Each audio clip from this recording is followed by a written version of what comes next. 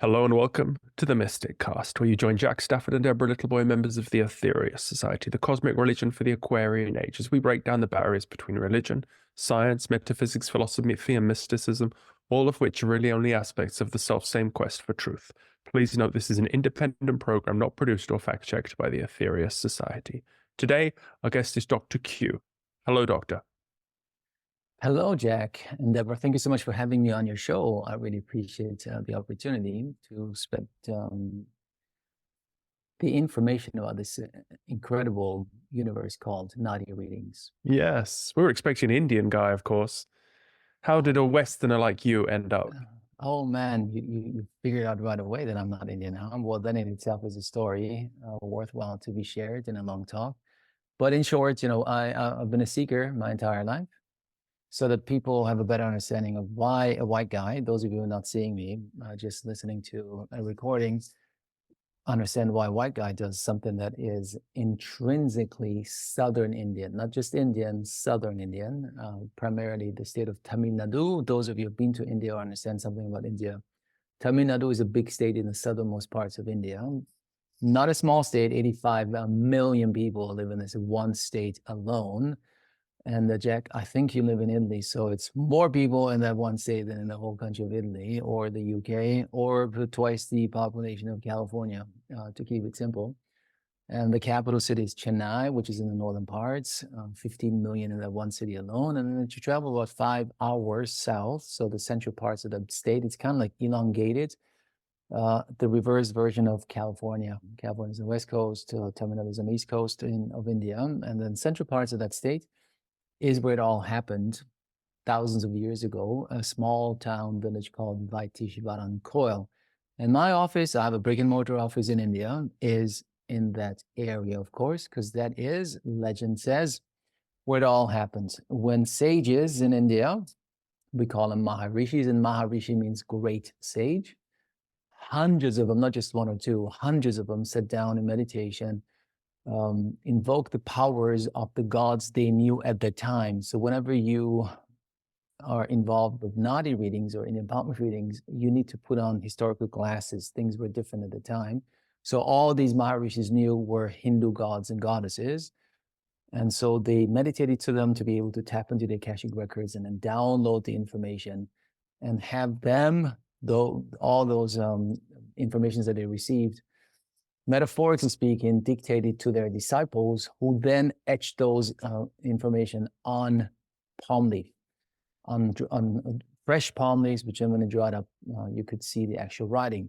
Now, I invented the term Indian palm leaf reading, because in the West, and I'm the first Western guy bringing it to the West, not an Indian dude, I realized early on that people do not really know what it is. So I tried to be as literal as possible by saying Indian, so people hopefully understand it has to do with India, palm leaf, so people hopefully understand there is a palm leaves involved, not the palm of your hand. And yet I get many messages still every week saying, can you read the palm of my hand? I said, dude, read what I'm doing, then send me a message back.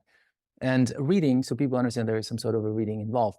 But in India, we call it Nadi reading or Nadi astrology, Jyoti, so there are many names for the same thing. But Nadi, that's important to know, Nadi, either spelled N-A-D-I or N-A-A-D-I, has many meanings. Among them, seeker, so the person seeks the information that's written on a leaf. It also means leaf itself. It means pulse, representing life. It also means the exact moment in time when the message is divulged to the seeker, not a day before, not a day later, on that exact moment. So I came across this amazing experience called Nadi Readings 10 years ago, because my biggest challenge in life is health. I know that I've been in the hospital more than most people, guaranteed, hands down. So I suffered from cancer for many years, and that was due to Chernobyl. I grew up in Iran, an embattled country, if you wish. My dad's Persian, my mom's Austrian. And in 1979, we had to flee the country because there was a revolution. For those of you who are a little more mature, you might remember that too. And ever since the time, the country is, I want to stay politically correct here, just not in a good place. It's a dictatorship, to put it short. It's a religious dictatorship these days. So we had to flee the country because my father's family are not Muslim at all, we're Baha'is.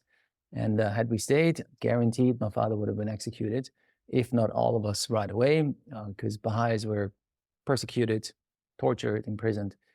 So we packed up 2 suitcases from super wealthy to nothing overnight, 2 suitcases, and since my mom is a blonde and blue-eyed Austrian, we fled to Austria.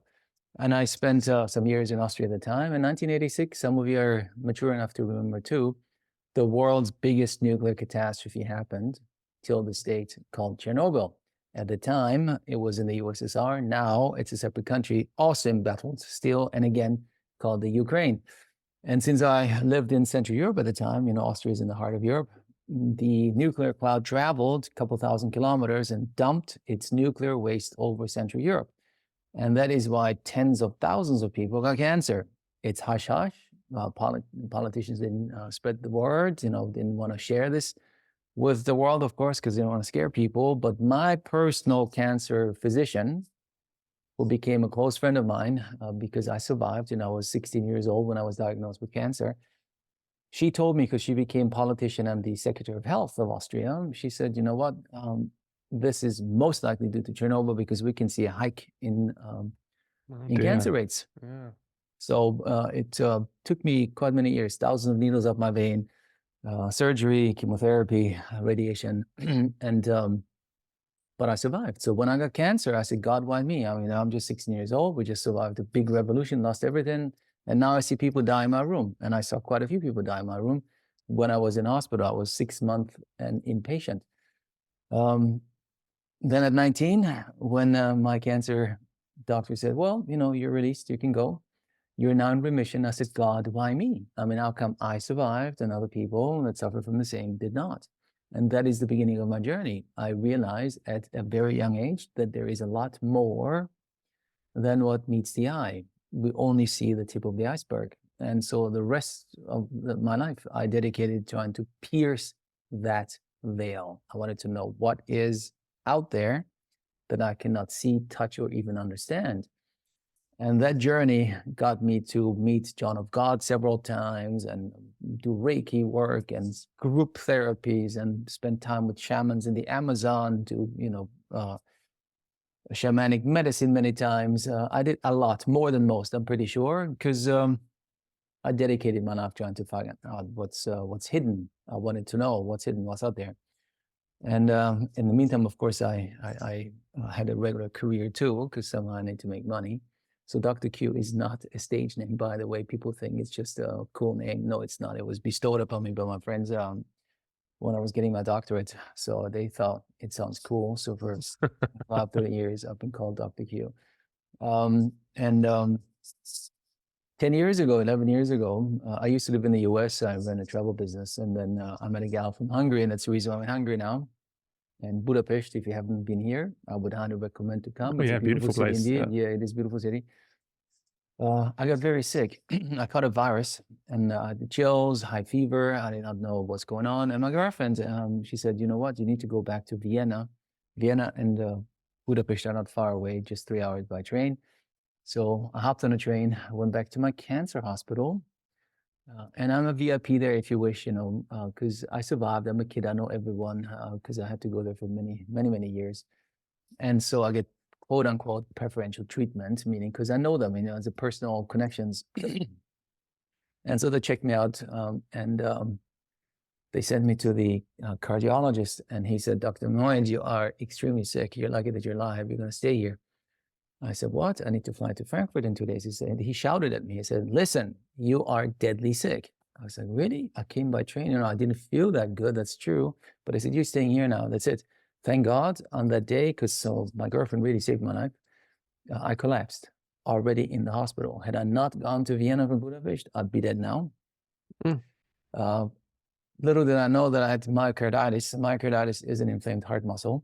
Very dangerous. And I had water in my heart sac, pneumonia, water in my lungs. I'm very fit. I look after myself. I'm extremely fit. So that's the only reason why I survived. And I spent a month in the hospital, 10 days in the ICU, because they couldn't figure out how to fix it. So basically for a month, I was sedated and I couldn't move. When they released me, and I still suffer from it 10 years later, I got very stiff. I suffer from chronic fasciitis. If you know what that means, it means that your muscles are stuck together and your bones, and if you don't move, it's extremely painful, I'm telling you. I'm in pain all day, every day. and I need to get, still today, 10 years later, therapies. When you look at my smiling face, you're like, no way, Jose. But yeah, that is You dodged some bullets. I Yeah. know that that's quite many bullets in my life. So at that time, my girlfriend came to the ICU, and as they were shoving me into the ICU, my life was running past me. And I said, man, God, I don't understand. I've gone through a lot of shite, a lot of challenges in my life, and I do not understand why. And that's when it dawned on me. I thought to myself, that must have to do with karma, because this lifetime, I would say I'm a pretty nice guy. Money is not a big driver for me. I don't even own a car. I help a lot of people voluntarily, and I give. I'm a giver. I have daddy genes, if you wish. So it dawned on me, must have to do with karma. So I shared in the ICU with my friend Emishi. I said, I think that's karma. And so she said, you know what? There is something called Nadi Readings. Maybe when I get a reading, because if you get a reading, you can also have your karma fixed. Because in our belief system of Nadi Readings, you may bring over karma, but you can fix it. There is no reason for you to suffer your entire life from karma that you brought over, or pass it on to your next life. You can fix it, of course. And how do you fix it? You can fix it, of course, So when I said, okay, you know what? I said, if I survive, so it was a bit of a motivation for me too. I said, if I survive and I get out of here, I'll go get a reading and see what happens. And that is the beginning of our journey. And that's the reason why I'm here.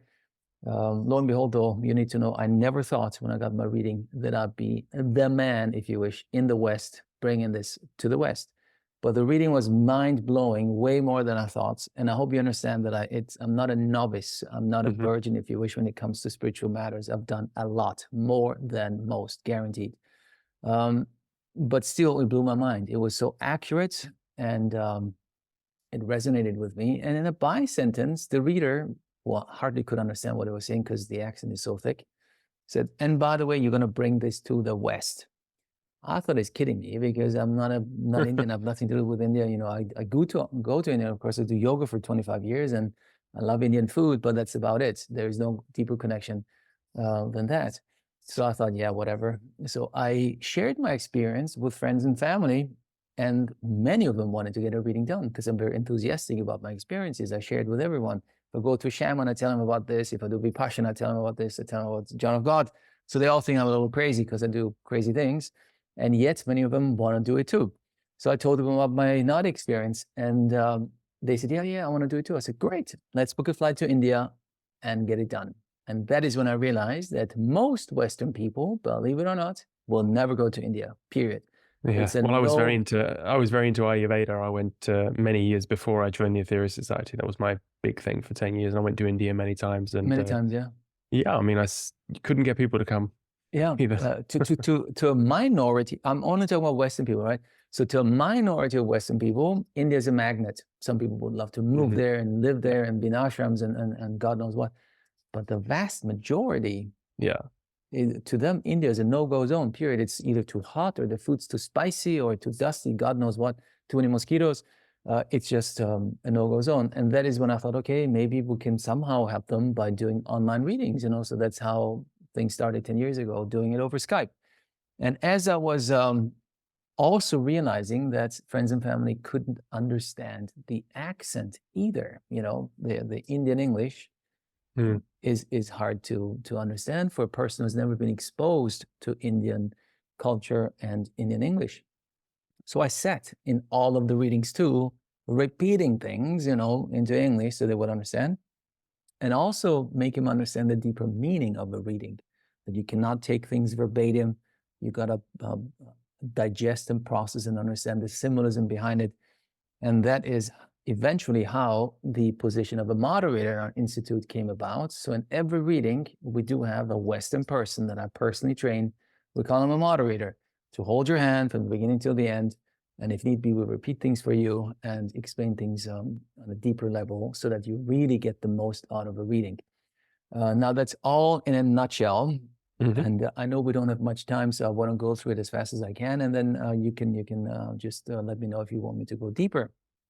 Yeah, so maybe back to the beginning of it would be nice, because, I mean, how many palm leaves were written in the original time? That's, I mean, all that's these a question sages. that many people ask. God knows how many. We do not know.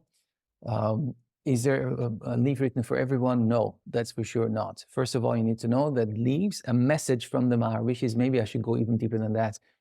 You might know, there are 4 yugas, 4 big time periods, and now we're in Kali Yuga. And we're actually at the tail end of Kali Yuga. And if I may compare these 4 yugas with the seasons, and Kali Yuga is winter.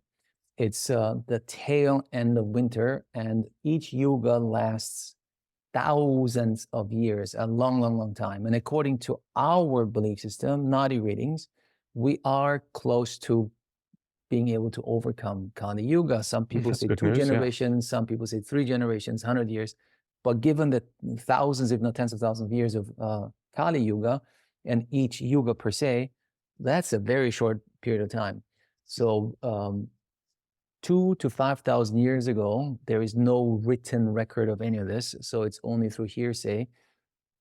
Sages in India sat down in meditation, tapped into the Akashic records, and then got information for souls to help them, and that's, in short, the quintessential message and reason why a reading can help anyone, even if you're just curious about this and don't have any higher spiritual aspirations. Help the seeker to create a better life trajectory for themselves after the reading. Better, whatever better means to you. To me, very simple. My biggest challenge is health. No more tubes down my throat, no more needles up my vein, no more hospital. And I've been in hospital since. So that in itself, it makes it a much better life to me. Some people have healthy, other health issues, relationship issues, money issues, career issues, spiritual issues, you name it. Better, whatever better means. And leaves were only written for old souls. So no young soul has a leaf written. Only those that are in their second last, so penultimate or last life, have a leaf written. Wow. Only old souls, yes. So if you have a leaf for you, then you already know you're almost at the end of your mandatory recycling and coming back.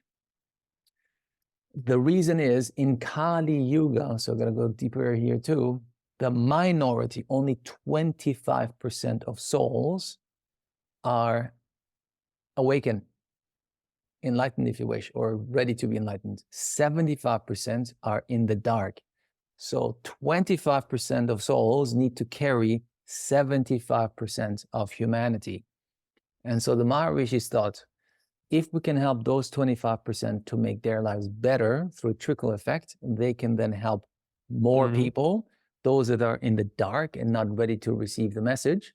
And that is how we can help humanity go through Kali Yuga easier and smoother. So that is now your question answered in a little more complex way, if you wish. So not everyone has a leaf. No, absolutely not.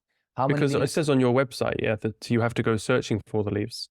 Correct. We will get to that point, the process. We will talk about the process, Now, the starting point, as I said, there is no written record of any of that. I brought you a little picture here of 18 main Maharishis, 18 in southern India. And the guy in the middle, those of you who watch this on video, is called Agastya, Maharishi Agastya. He's the GP, if you wish. He is the person who wrote the most leaves. He's not just a Maharishi. He was a poet, an astronomer, astrologer, many things in one. But he was also a Maharishi of Maharishis with a lot of disciples. So if you ever get a reading, then most likely your first reading, because you can have many readings, is a book, a leaf written by Agastya.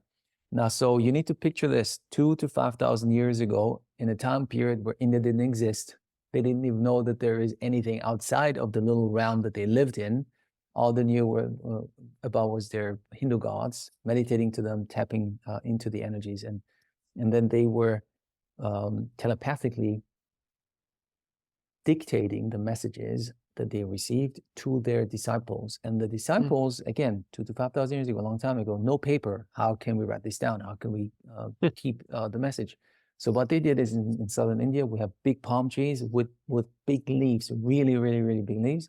It's different to many people that know palm trees and they're small and the leaves are no, I'm talking big leaves, and then they cut them into about 10-inch long slices and about an inch or two wide. For those who are thinking in centimeters, I don't know, 20 centimeters, give or take, and about 1 or 2 wide. And then there were fresh leaves. What they used is a sharp tool, all of it being biodegradable, if you wish, in complete union with the universe and the environment. Into the fresh leaf, they etched the information.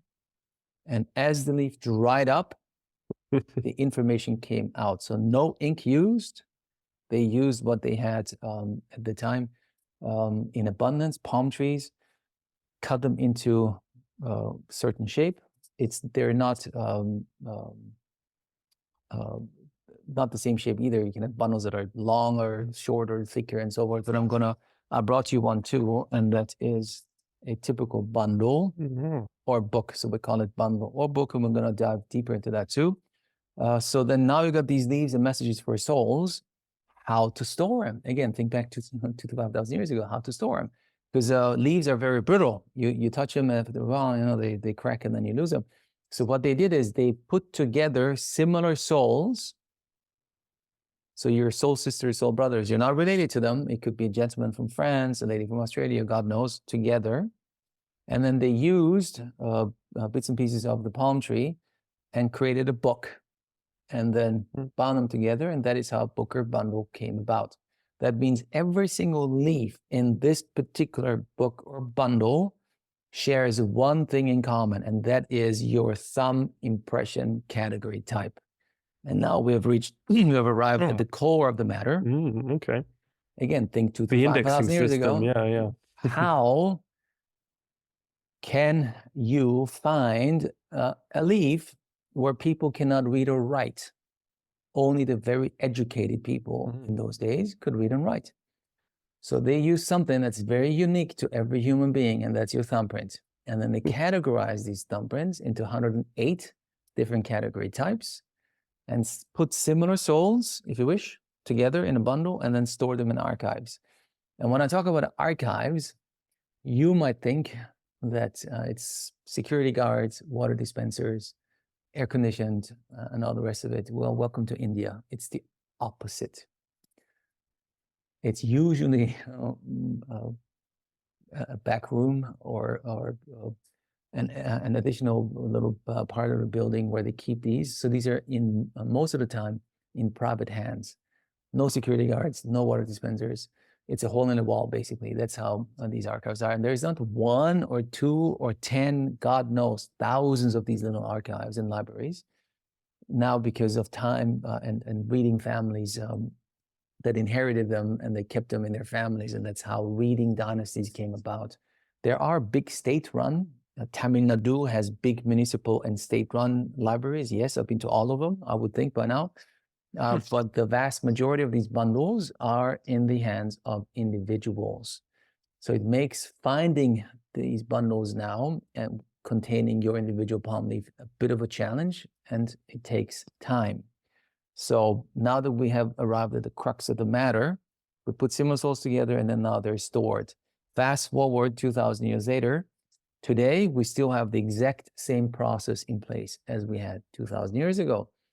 The whole thing, in order to get a reading, is a 3-step process. 3 steps. First is the search for this, which takes a lot of time. Based on your thumb. Yeah, I'll get to that. 2 would be the matching of the actual leaf, your leaf within this book, because there are many, up to 108 individual souls travel together. Usually it's 40, 50 leaves in one, because over time you lose some, of course, because they're brittle. And 3rd would be the actual reading. Now search, how does it work? You would come, if you're in India, you will come to a reader's office, you would submit your thumbprint. Gents right, ladies left, has to do with Hinduism and karma, right or left. And that's all a reader knows, that you are female or male. And I'm talking about gender at birth, because we also had transgenders getting a reading from us. It's always gender at birth.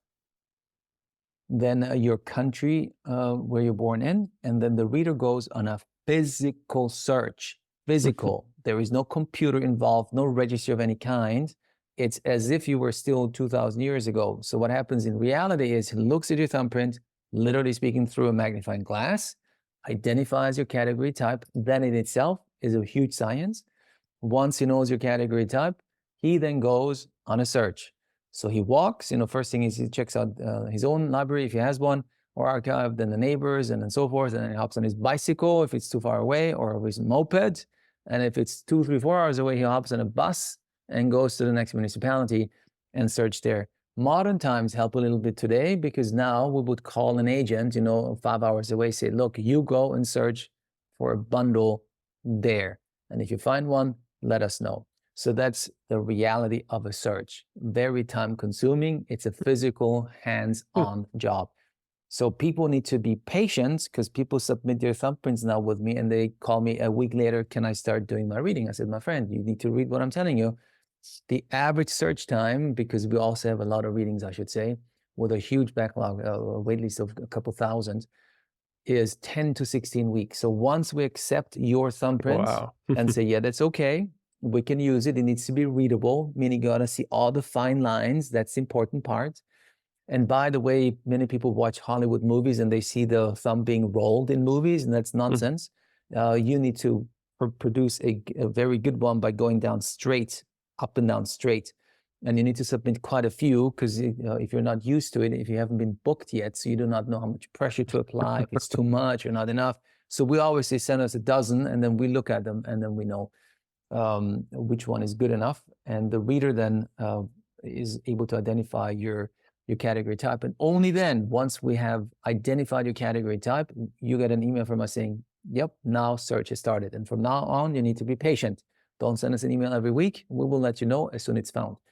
And also for those of you who are a little concerned about data security, it is what it is, guys. I cannot change it. We need your thumb impression. That's it. If somebody's concerned, then please don't do it. You have my word as a gentleman and highly ethical human being. Then all we do is we identify your thumbprint category type, and then that piece of paper that you submit through our system securely, we pay good money to have a secure system. You don't send it with as an attachment in an email. It goes into our system. Reader looks at it. Once we know your category type, that information is not needed anymore. We destroy it. But whoever is concerned, well, then please don't do. That's all I can say. And so that's the search part. It's a physical act. You gotta be patient. After some time, if you're lucky, after a week, reader finds some and then brings out of the thousands, guys. There's 108 different category types, right? 108, and each one of those category types has thousands of bundles. That answers another question that you had. How many bundles do we have? Tens of thousands, maybe hundreds of thousands, a lot. And each bundle contains up to 108 individual leaves. So how many do we have? I have no clue, because nobody knows how many we have, but it's in the millions, tens of millions indeed. So the real ones, by the way, India, as much as I love India, I'm a big India fan, one has to be very careful. They would sell you anything to make a quick buck. So out of the many, many readers that are out there, how many are real, ethical, and really spend 5 to 7 years training to become a reader? And I can also shed light on how much training it really requires to become a reader. They take you for a ride. They take a 6-month course and they do a little bit and then charge a fortune for it. So even as an Indian, when you go to Tamil Nadu, you are a foreigner, because Tamil Nadu is the one distinct state in India that is speaking Tamil. They don't speak the common language of everyone else in India, called Hindi. They don't. It's a political thing. They don't educate them in Hindi. So that I spent a long time in Chennai, actually. So you know. Yeah. So you can relate to this. So if an Indian from outside of Tamil Nadu comes, they're like a foreigner. They need to speak English with Tamils and vice versa. So even they are being taken for a ride. Not all of them, of course. Don't get me wrong. But I do know that not every reader out there is a kosher one. And so once a bundle is found, usually 2 or 3 bundles are found out of the thousands, thousands that match your thumbprint category type. Intuitively, that's a gift, I should say. That's a gift given to a reader. He picks the right ones out. 2, not the first one he finds. He picks out the one that he believes your individual palm leaf is in, and then he brings it back to the office. So if you're in India, you will get a call saying, come into the office. We set up a time to identify your leaf and then give you the reading. So search is done. Now comes matching. In our case, everything is done online over Zoom. So you go to the office, and then the reader opens up the book in front of you. Same thing with us, live on Zoom. The reader opens it up in front of you and then starts identifying your actual leaf. Now, before we do that, you need to understand a few things. First of all, leaves are written in a dead language, doesn't exist anymore, called ancient Tamil or Granta. Modern Tamil today is rooted in ancient Tamil. A modern Tamil person doesn't read, write, or understand ancient Tamil. They have to study it. Very similar to modern Greek and ancient Greek. A modern Greek person doesn't read, write, or understand ancient Greek at all. It's a university degree. You go and study it. It's quite complex. But modern Greek is rooted in ancient Greek. Same thing with Tamil and ancient Tamil. So that's one. Two, it's written as a poem, not in prose. Three, it's a syllabic language. Tamil is a syllabic language, not a letter-based language. It's sound-based, similar to Chinese Mandarin. If we had to convert the sounds in Tamil to Western alphabet, English alphabet, it would be 247 letters. So it makes things very complex. And last but not least, it's written in code, in symbols. They need to be extracted and opened up so that you can receive the message. A reader, to really become a reader, takes 7 years or so, needs to study ancient Tamil, number one. Otherwise, you cannot do any of that. He is a fully fledged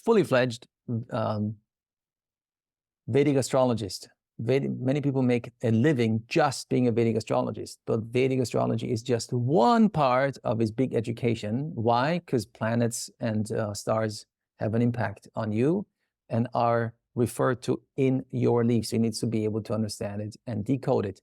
He is a Ayurvedic trained person because all nutritional information given in a leaf are related to Ayurvedic principles.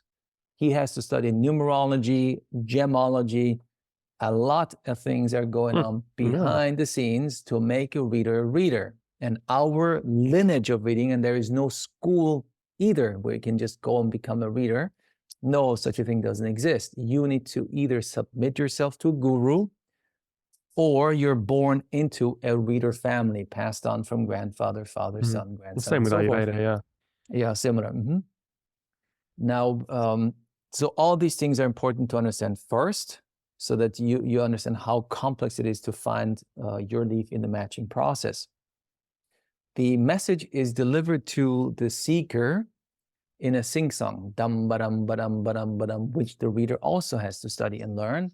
As he delivers the message, it has healing faculties in it, because the whole process is meant to help you get healed, create a better life trajectory for yourself. So now that I've just mentioned the important parts, because there is a lot more behind it, what happens is in the matching, the reader opens up the book, not knowing anything about you. Very important. He knows nothing about you. He just knows your thumbprint, category type, and your gender. That's it. And he then looks at your leaf, and I've opened this up too for the audience who actually gets to watch this, so that you see that's what I did is I copied, and I hope you can see some of it at least. That's a mock-up, so that I can actually play with it. It's a mock-up, but that's an actual bundle that we've copied over to plastic, so I can take it to shows and people can touch it and see.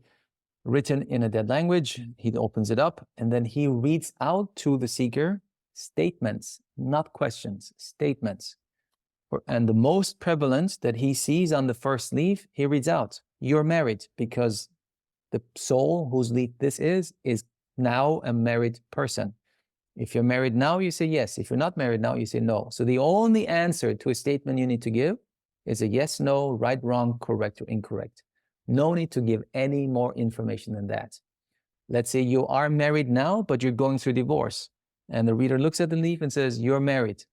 You need to say yes, because now your current reality is that you're married. No need to say, "Yes, I'm married, but I'm going through divorce." That's irrelevant. Okay, so only yes and no statements.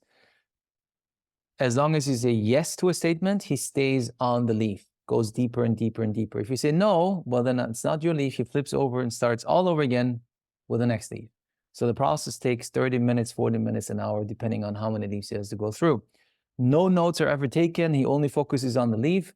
And I think you mentioned, you had a question beforehand too, how our institute, our readers meditate in the morning before they start their work, so they get themselves into the energy to be able to do this divine work, to get themselves ready for this. So you see, as long as you say yes, he stays on it. And then matching happens, the miracle, I should say, the wow factor, because the reader, again, don't forget, does not know anything about you.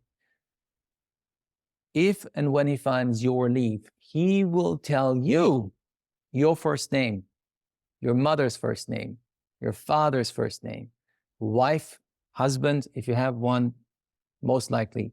Many times ex-spouses, and I prepare all the seekers before and saying, I know you divorced him and you never want to see his guts again. And yet he is in your, I know I've been in so many readings, is on the leaf. Nothing to do with your journey as a human, but it was important, or she was important for your soul. That is why he or she is on the leaf as your ex. I've had seekers have been married 5-6 times. Many times, many of their exes are on the leaf, or deceased spouse.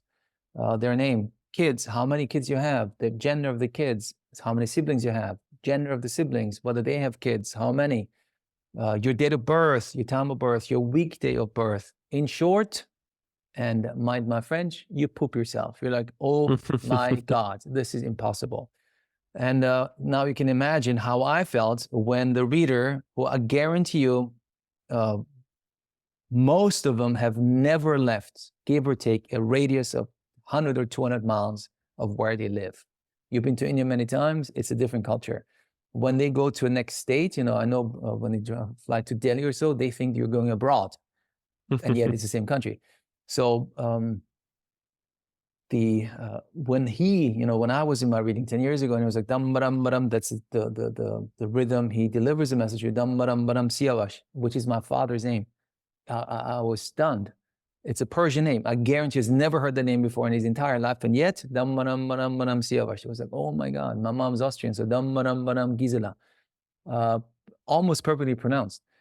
So it's you, and the rishis did this so that you, meaning not you necessarily, you, Jack, but the seeker out there, can accept, embrace the fact that this message was indeed written for you, not for your neighbor, not for whoever else, for you, so that your intellect can cope with and accept the fact that, wow, many, many moons ago, somebody sat down and wrote a message for you. So that's the verification process. You can embrace it. And that's called matching, step 2. And now that we've searched matching, we can finally start with a reading. And the reading, very important with the first thing is in short, is meant to help the seeker create a better life trajectory for themselves after the reading. That's it's important to know why just better, whatever better trouble, means. Yeah. And whatever challenge you might have makes no difference. Karmic issues, money issues, relationship issues, health issues, just better. So that's number 1. 2, no one's life is set in stone. No one. If that were the case, then you and I, Jack, would be just puppets. And I refuse being a puppet. If that were the case, then there is no reason at all to take up this human form and go through life. We have free will and choice. So what a reading does is here as a guideline. It's here as a blueprint, compass for you, to help you navigate your ship in the direction that you want, so that you can create a better life for yourself after the reading. So a reading must not be taken verbatim, must not. It's a big mistake. And it's a raw reading. Also, many people get shocked about that too. Raw, it's not sugar-coated. It's not meant to make you feel special or chosen because you have a leaf. It's here really grassroots. It's here to help you create a better life for yourself.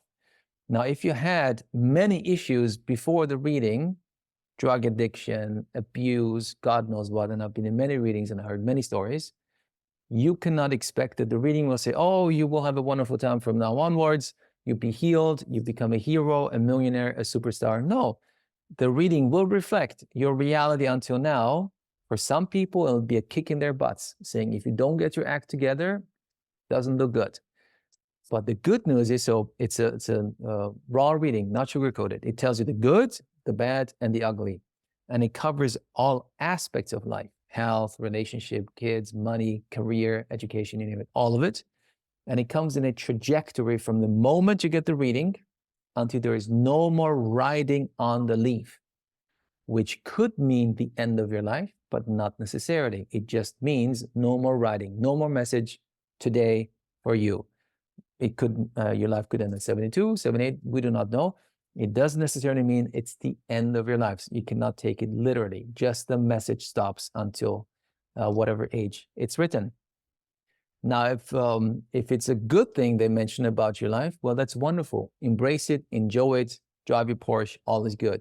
But if it's bad or ugly, I keep telling everyone, embrace the bad or ugly, which in reality is a block, with all your heart, as a blessing in disguise.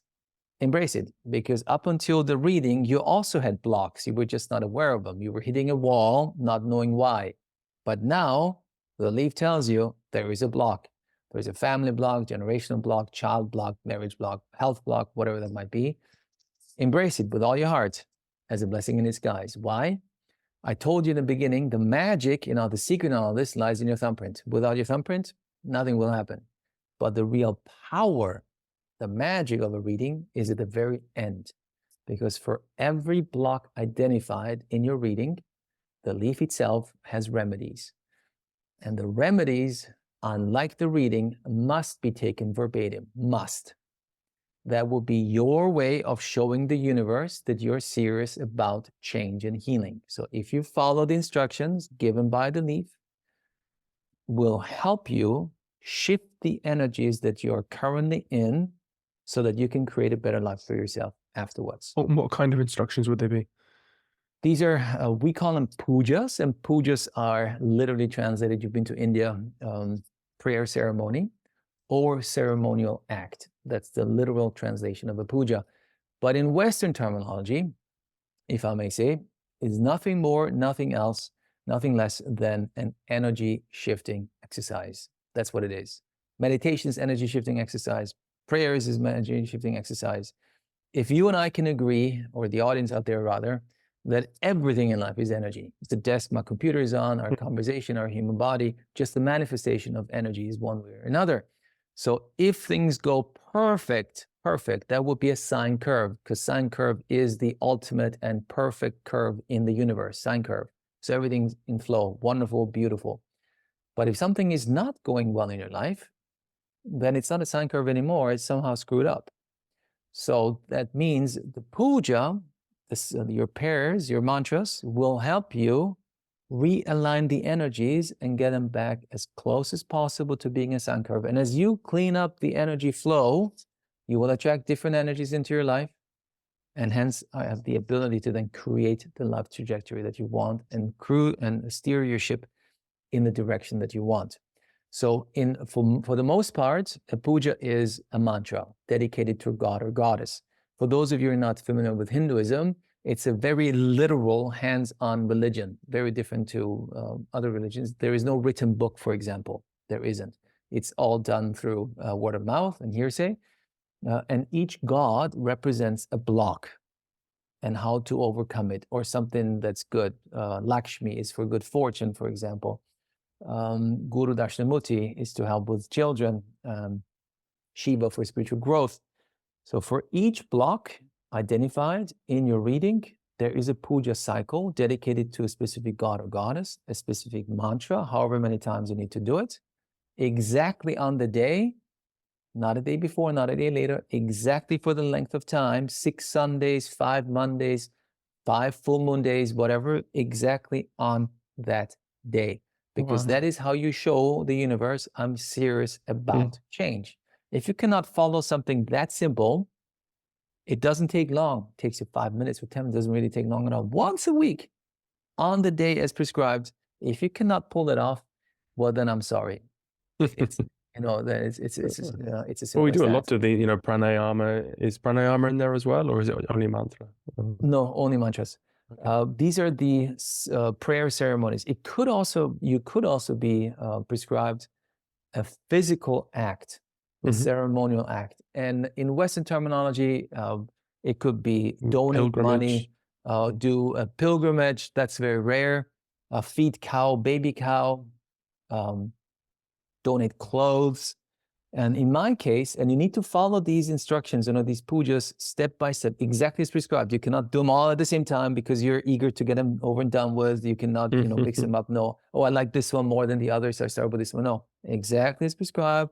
And it takes you time. It takes you 6-9 months, a long, long, long time to get through them because energies need time to manifest themselves. And if you indeed put the work in, eventually energies will start changing too.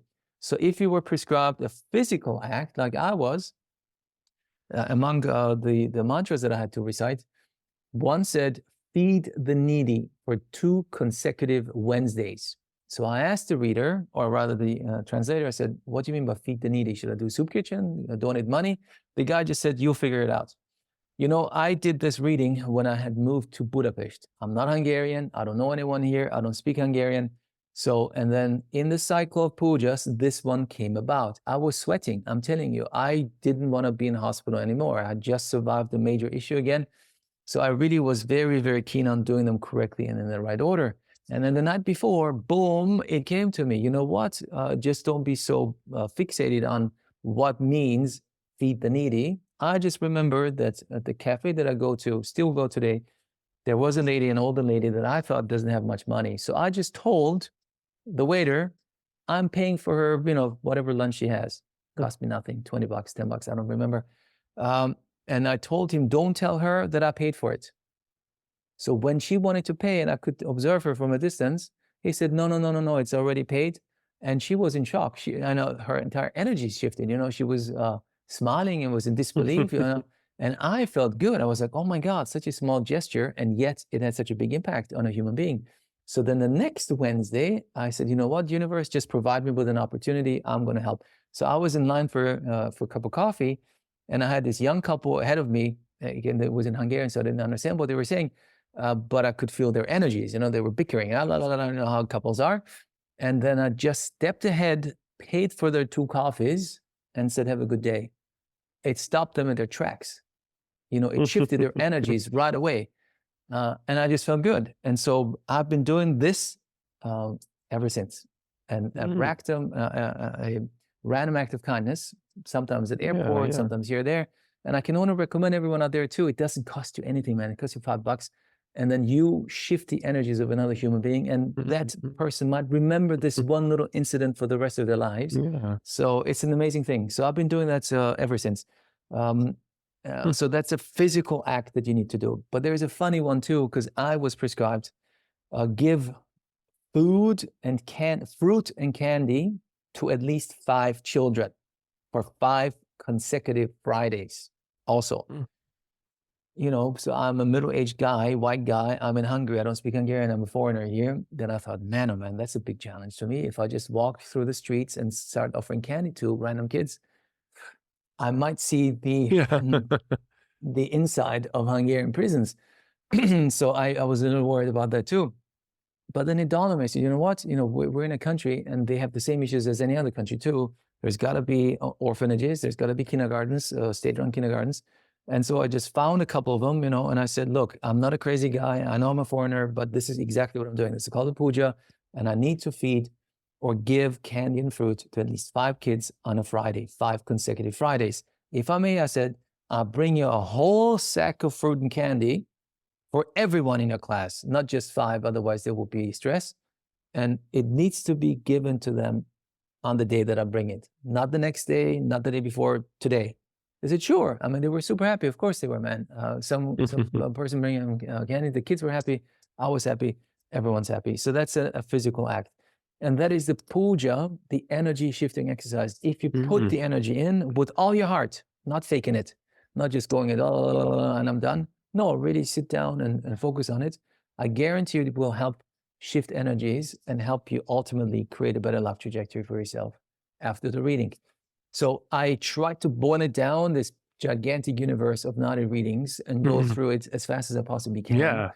Take a breath, man. I mean, you've been going for 50 minutes now, and I was in Chennai, and I was on a very deep Ayurveda. I was there on an Ayurveda trip, and the guy was really top level Ayurvedic doctor, and he came from a family, and he had a guru, so he had a double lineage, and he gave me great treatments. But he said, don't go to the, you know what these guys are like, they're in their lane, you know. Yes, correct. You don't switch. Yes, correct. You don't switch lanes. So he said he had his done, and it can only tell you what's happened up until that point. He can't really tell you much more. And he just said, don't bother. So, but speaking to you now, the thing that's convinced me is that, that not the accuracy of it, but that the fact that these great advanced beings, these sages, went to so much trouble to do all of this. I mean, because, they could have done these sages are supermen. I mean, they could have done anything else. They could have. That's correct. Yes. These are people that kind of created Ayurveda, created yoga. No, so I shouldn't say created, as it's created. Yeah, as it's all inherited. But so they must want us to get the readings, though. Correct. If you feel a calling for a reading, then go for it. If you don't feel a calling for a reading, then don't do it. And it's so accurate. I also tell this to the skeptics out there. Rest assured, the money that you pay is not worth my time or anyone else's time at the Institute to Google you. They're like, they Googled me, they hacked into my social security, they did as an India IT. I said, man, if you really think that I spend a second more than I need to in dealing with the thousands of readings that I have or the readers, then please don't do it. How much do you charge then for the reading? It's $100 for the search. So sorry, it's US dollars, global audience. So it's 100. We're a US based institute, by the way. So we're legally established in the United States. Accounting's in the US. Everything's in the US. But now I'm very happy and proud to say we also have a foundation, in a Palmer Reading Foundation. I personally, my friends, make no money with this. I have a real job. I do this as good karma work. So I'm a very busy man, very busy, 12 hours a day. I work 7 days a week because I have a real job and I do this on the side to help people. And we are just to run the Institute is a full-time job. So you can imagine I'm near a heart attack because I have no more time to breathe. No, it's the truth too. With all the emails that we get and the shows that I'm on and dealing with India and with thousands of readings every year, juggle it all and make sure that it all happens and everyone's happy. So that What's your other job? What do you do outside of? I'm in tourism. I do groups. I organize groups, if you wish, overseas. Do you go to India or? No, Europe. Going to Europe. Okay. All right. And the foundation, at the moment, the Institute itself does it. So it's $100 for the search.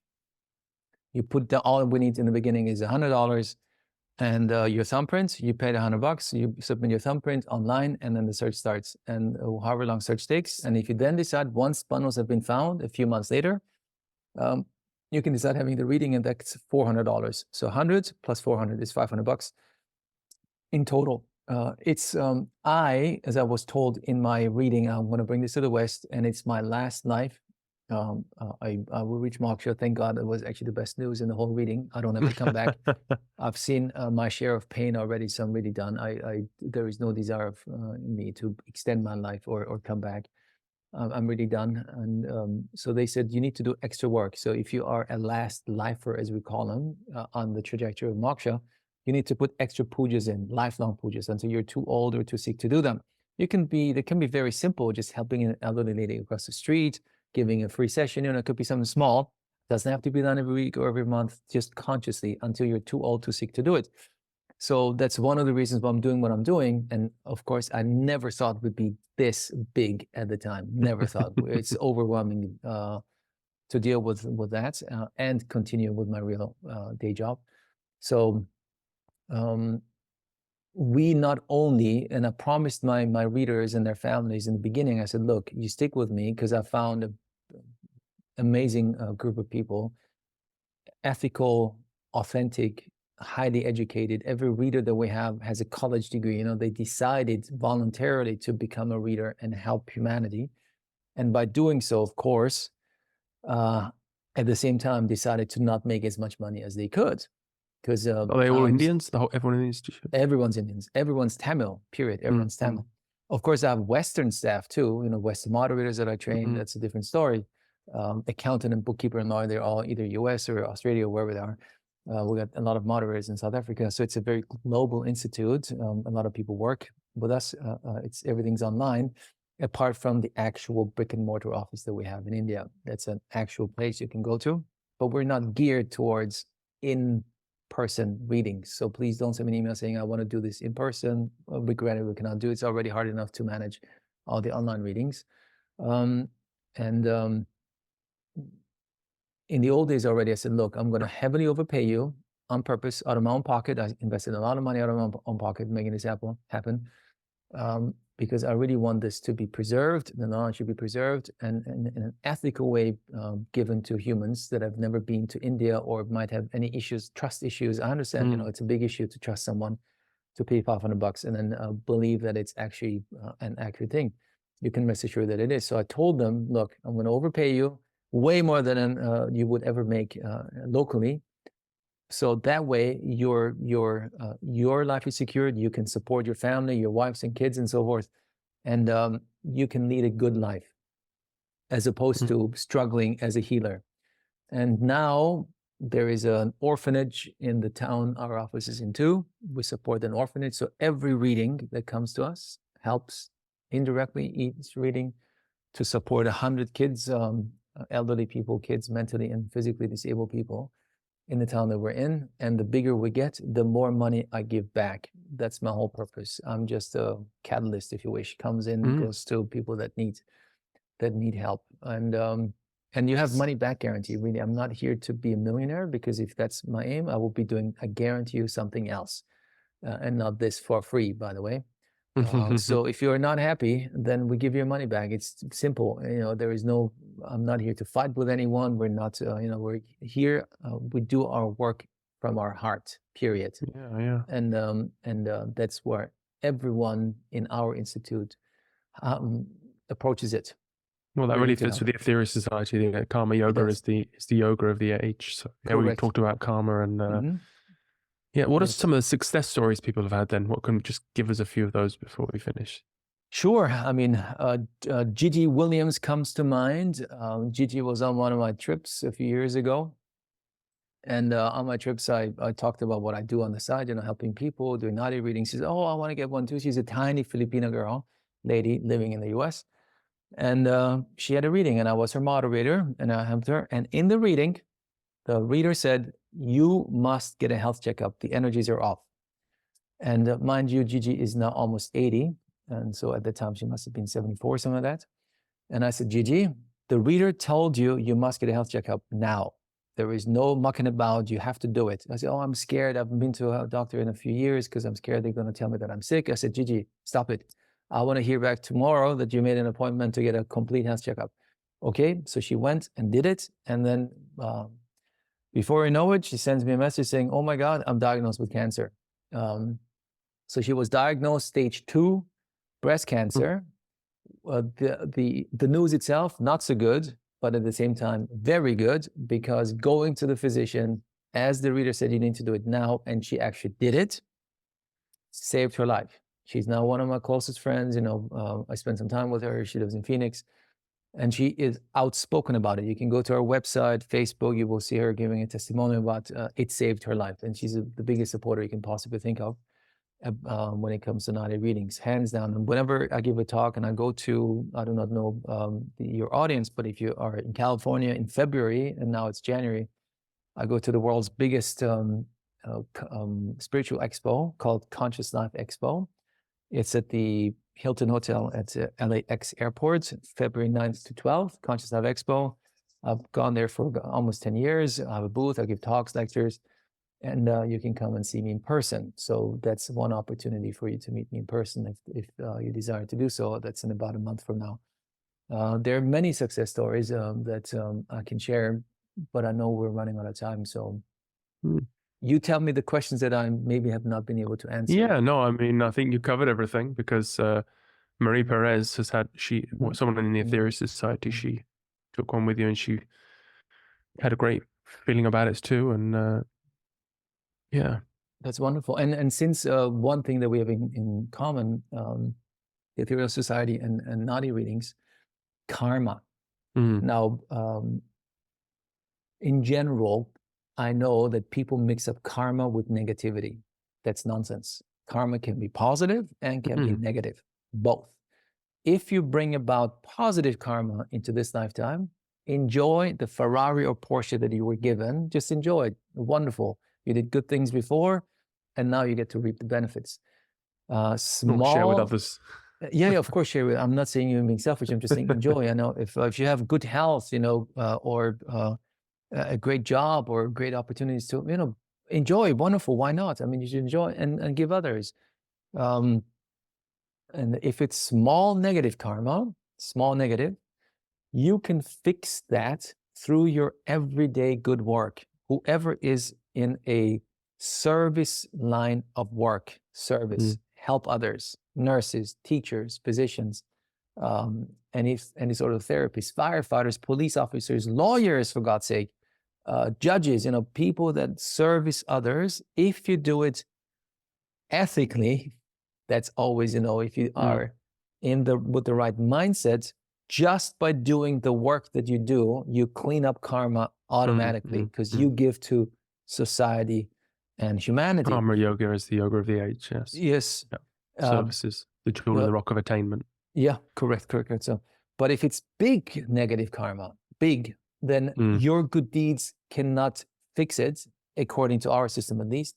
But what you can do, we bring it to your attention in your reading. The reader will say, oh, there is a section about past life karma. Only those who actually carry strong negative karma with them. You get a past life reading, who you were, where you lived, your social status, and what you did to now be stuck in this whatever negative energetic cycle. And you'll be given extra puja to just fix that. And if you, again, just like any other puja, do it with all your heart, you can overcome that negative karma too. You can, of course. Dr. King told us many stories about the power of mantra, and because sanskars are scars on the aura. So when you say mantra, you spin the aura, and if you do it enough, you throw off the impurities. And I've heard stories of people who've killed people in a war, in the past in India, and gone to yogis and said, what can I do? What puja can I do? And they, you have to say some mantra for 3 years or something like that, and that can purify it. So it's, but services, we're in the age of service, so we shouldn't spend hours and hours in mantra. We should be, in service to others, as you are doing. Yes, it doesn't have to be anything big either. People are like, oh my God, do I have to dedicate my life to help others and live in poverty? No.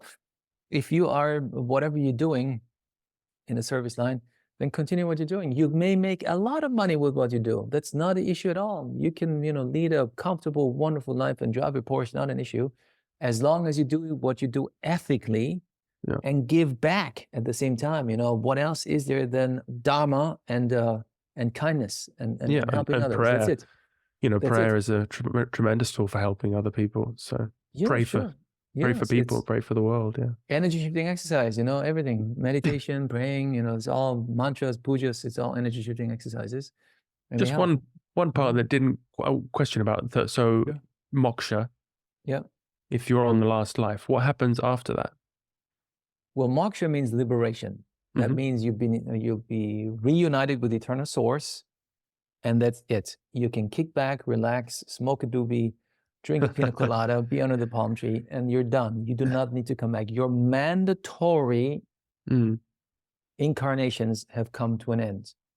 All right. Well, I might be able to help you with that a little bit. Give you back a little something, in that we have a channel book, The 9 Freedoms, and so maybe there's a bit of terminology there, because we're taught that the galaxy is a living being, the sun is a living being, everything is everything's a living being, and we're all evolving back to God. So we're going back to God, but consciousness accumulates on its way back to God. So our souls have to merge to form greater and greater beings. So eventually you and I will get together to form a planet. We are already one, you and I. There is no distinction at all. We're just in different human form, but deep down, we are one. I'm 1,000% convinced that it's all connected. There is the absolute, everything is God. Yes. The microphone, Yeah, but God, but God involved itself so that we could evolve back to God. So we are separate at the moment in our as a human in our form, manifestations. So yeah. when you, so it goes, the 9 freedoms are bravery, love, and service. This is the way to get out of the what was it called, samsara, suffering. Yeah. And then enlightenment, cosmic consciousness, and then ascension. So the kundalini raises up the spine, and you achieve enlightenment, then cosmic consciousness and ascension. So once you've ascended, you don't need to go into this classroom anymore. You go into another classroom on another world. So, or you can stay back as an ascended master or as a Buddha, and then you go to teach on other planets, live on other planets, and then eventually life on the sun. That's the 9th freedom, and then eventually form a planet, eventually a sun, going eventually greater and greater beings. So the idea that we go back to God straight away is not in the that's not in the Aetherius Society teachings. It takes, millions and trillions of more lives. I mean, we're a million trillion years old, apparently, each live stream on Earth at the moment. So yeah, it's going to take us, we have to evolve a lot more. We've got a lot more experiences to come than to going back to God, because it's an evolutionary process. It is, sure. It is. So check out that book, The 9 Freedoms. I really recommend you thank you. Check it out. Very much. By Dr. King. It's again, I'm not here to talk the wisdom. No, I'm just sharing the belief system of Nadi Readings. Yeah. Anyone can believe. But maybe it's also a terminology, because they talk in Hindi and about Kali Yuga and the they talk about these other realms and things, and these are other planets, life on other planets, so it's just a lot mixed up with the terminology. So when you come out of the cycle of suffering, reincarnation, an end to reincarnation, which is unconscious, doesn't mean an end to incarnation. You're still, I don't believe that in the Christian church they say you go to heaven forever. I mean, what's the point in that? Or hell forever? You don't. The Buddhists say you become enlightened and then you're enlightened forever. And the same with what you're saying. It doesn't really make sense in that, reincarnation is an evolutionary process. So it is what you've learned now is, this life cycle we're on now is the greatest one we've ever had, so you're getting the chance now to be of greater service to humanity than you've ever had in all of your millions of lives. But you need to take this, you'll get these lessons and they'll serve you well in the future, so you can be of greater and greater service. Yeah, that's the whole purpose. Yeah. You don't have to sell me on this. I'm on the same page. I'm on the same page, believe me. All right, wonderful. Yeah. Sure. Well, you've certainly inspired me. I'm definitely going to look into it, because you're welcome. Yeah, it just sounds like if that's what the sages wanted us to do, then they wouldn't have given it to us for nothing. Yeah, correct, yes. So it changed my life. I'm another good example. I wouldn't be here 10 years later talking to you, hundreds of shows and interviews and talks, because I believe in it. I've seen the magic in it. I've seen it can transform people's lives. It can help them, guide them. Yeah. Can kick them in their butts too. Yeah. Absolutely, and if you are open and willing to receive, then even a kick in your butt is the right thing for you at that time, because it helps you shift your energies and focus. I have another kid, a Persian kid who's 32. The reader told him, "You are late." It was pretty unsugar-coated, just boom. He said, "You are late in everything." He said, "If you don't get your act together, you have problems." And even I've been mentoring this kid for a while, or a young man. He's not a kid. 32 years old. It was pretty, not sugar-coated at all. And then after the reading was over, He said, Dr. Q, oh my God, thank you so much. I needed that kick in my butt. I really needed it. I needed to hear this from a third person that does not know boo about me, nothing. You know, to him, I'm a complete stranger. And yet he could identify my name, parents' names, and all the nonsense that I've done until now, and how life could look in the future. And I said, I wanna attain that. So within 6 months, it changed his life. You know, studies, this, that, moved countries, and he's now on the right path. So that's another good example. And he's given us permission to share this too. So his name is Sam, and he's also given testimonials. And by the way, we've got hundreds of testimonials, hundreds of 5-star testimonials. Yeah, agony yoga is. Yes. All right, wonderful. Well, it's been great chatting to you, Dr. Q. And what was the website again? Could you give it to sorry, us one more yes. time? The cost is $100 and $400. $100 first, and then $400 only once we find bundles. You find us on the web. Our website is IndianPalmLeafReading.com. IndianPalmLeafReading.com. You find us on Facebook and Instagram, Indian Palm Leaf Reading. You find us on YouTube if you want to actually watch a reading. We had 12 people so far, seekers, who were so gracious to allow us to record. I mean, every reading is recorded, but it's private. But they allowed us to make it public and put it on YouTube with tens of thousands of views. So go to YouTube, Indian Palm Leaf Reading Institute, Indian Palm Leaf Reading Institute, and you will see many readings, unedited, raw, like boom, the whole matching process, the whole reading process, the whole thing. So 3 hours. The whole thing takes a while, by the way, so you need to invest some time. 3 to 4 hours, matching and reading combined. It's done in one session, so you need to set aside some time. Our calendar is based on New York time, so we offer 6:45 a.m. New York time and 12:45 a.m. New York time. That is right after midnight. So for UK friends, it will be 5:45 a.m. in the morning or 11:45 a.m. in the morning, as we have to overcome big time difference with India. So it's a small thing you have to pay to get up early or stay up late. If you're in California, it's 9:45 p.m. So 10 p.m. start reading. A small thing that you pay to not having to go to India and have this delivered to your doorstep in Zoom. Yeah, cheaper than a flight. Way cheaper than inoculations and hotels and flights and all the rest of it. Yes. So IndianPalmLeafReading.com is our website. We're on Facebook, Instagram, YouTube, LinkedIn. You can find us in many places. Yes. Google, wonderful. Right there too. Well, thank you so much, Dr. Yu. It's been a real pleasure. You're most welcome. Thank you, Jack. Much appreciated. And if people want to learn more about the Aetherius Society, they can go to aetherius.org. Bye-bye. Thank you.